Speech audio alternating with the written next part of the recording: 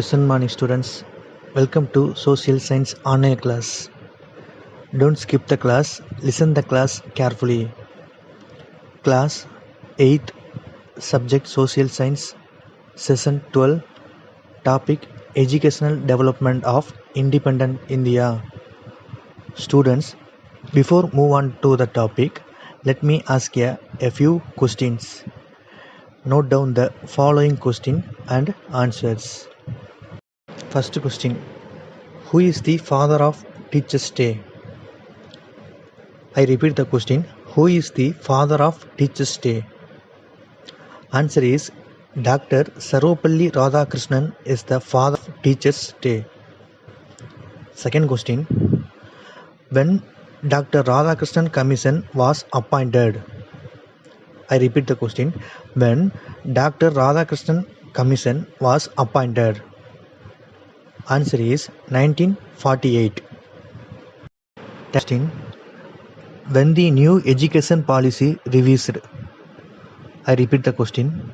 When the new education policy revised? The new education policy was revised again in 1992. Okay students, I hope you all note down the questions. Now let's learn the educational development of independent India. The new epoch-making era in the history of education was ushered with the attainment of independence in 1947.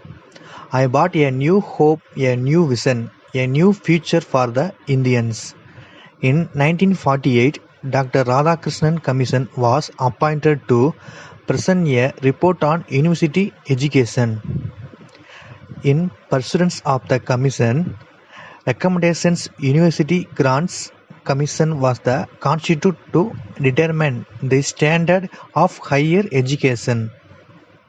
One of the most important events that have taken place in the field of secondary education was the appointment of Secondary Education Commission in 1952 to 1953. It suggested new organizational patterns, improvement in quality of textbook, curriculum and the methods of teaching. An education commission under the chairmanship of Dr. T.S. Kothari was appointed by the Government of India in 1964. The commission approach to free and compulsory primary education for all children up to the age of 14 years and a uniform educational structure of 10 plus 2 plus 3 pattern were its main recommendation. Okay students, let's move on to the national policy on education. The National Education Policy of 1968 marked a significant step in the history of education in post-independent India. It aimed to promote a national progress, a sense of common citizenship and culture, and strengthen national integration. In 1986, the Government of India introduced a new education policy. The aim of the new education policy was to transform a static society into a vibrant one of the commitment. The development and change it emphasized on the equal opportunity for marginalized section of the country and the removal of disparity through scholarships, adult education and open universities, especially for rural India. The new education policy called for a child-centered approach in primary education and launched Operation Blackboard to improve primary school nationwide. The new education policy was revised again in 1992. It envisaged the formulation of national curriculum framework, emphasis on in-service education, improvement of facilities and streamlining of the evaluation system at the secondary stage. Education remained a state subject till December 1976, but now the education is in the concurrent list. Okay students, let's learn on Sarva Shiksha Abhiyan and Rashtriya Madhyamik Shiksha Abhiyan. Sarva Shiksha Abhiyan SSA is the Government of India flagship program that was launched in 2002-2001 to achieve universal elementary education (UEE). SSA is now the primary vehicle for implementing the provision of the Right to Children Free and Compulsory Education Act 2009 (RDE). A right to education (RTE) provides for free and compulsory education to all the children from the age of 6 to 14 years. The SSA initiates a variety of innovation and activities related to schools. Some important activities include providing the midday meals and stipend for students, the setting up of school management committees (SMCS), and provision of teaching learning material for classrooms. राष्ट्रीय माध्यमिक शिक्षा अभियान (RMSA) is centralized sponsored scheme for universalization of access and improvement of quality education at the secondary stage, which was implemented during 11th five-year plan period. The goal of RMSA is to make secondary education qualitative, available, accessible and affordable to all young students in the age group of 15 to 16 years. Science lab, libraries in service training for teachers, computer aids and education co-curriculum activities and teaching learning are provided by the Government of India through RMSA scheme at the school level. The Union Budget 2018 to 2019 proposed to give a school education holistically without segmentation from preschool to class 12th. Samagra Shiksha and to be the prepared with the burden of goal, improving school effectiveness measured in terms of equal opportunities and equal learning outcomes. It submits the schemes SSA and RMSA in 2017. A committee was constituted by the Ministry of Human Resource Development to draft the National Education Policy. This committee submitted its report in 2019. Okay students, let's move on to the educational development in Tamil Nadu. The pattern of education in Tamil Nadu was not merely reading and understanding of books but listening to learn person.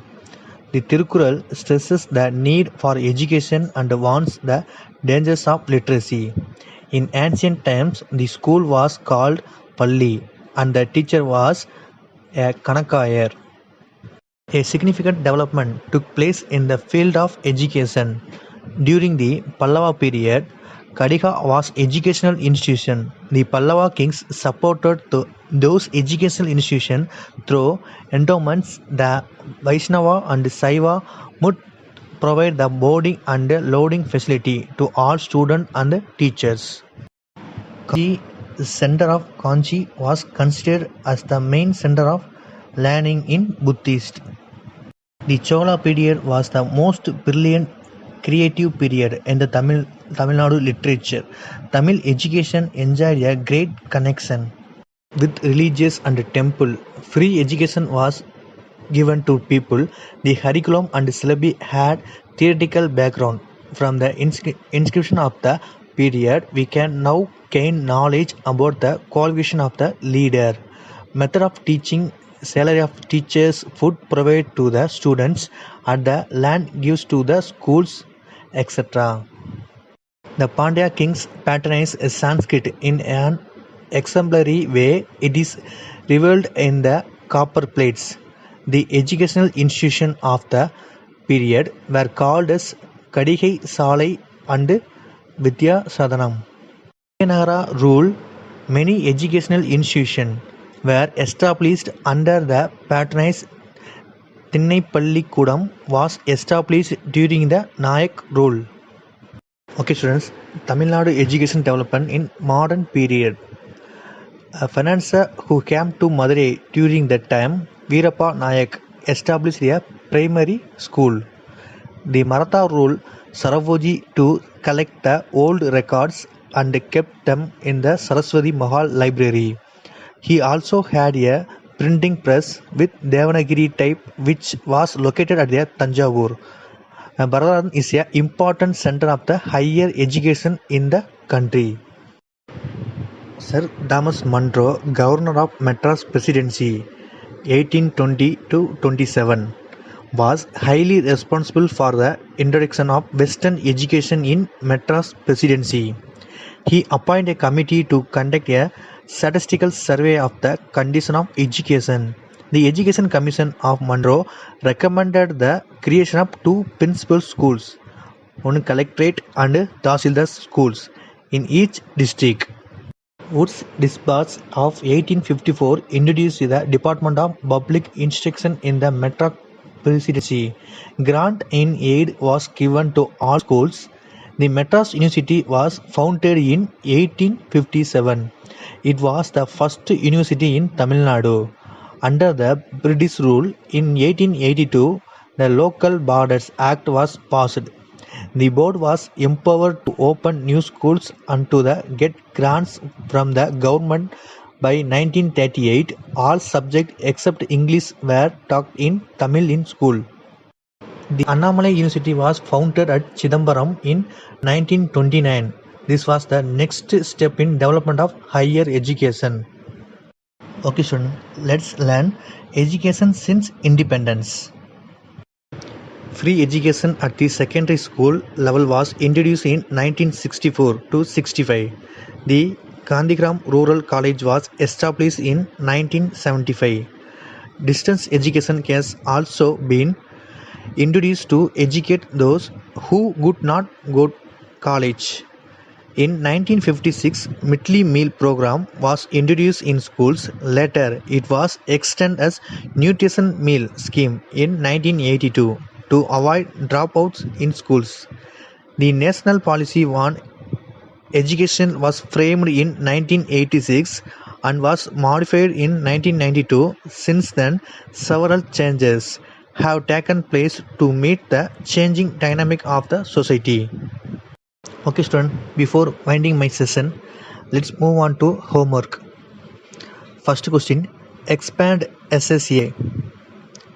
I repeat the question, expand SSA. Second question, who established a primary school? I repeat the question, who established a primary school? Third question, how was the ancient school called?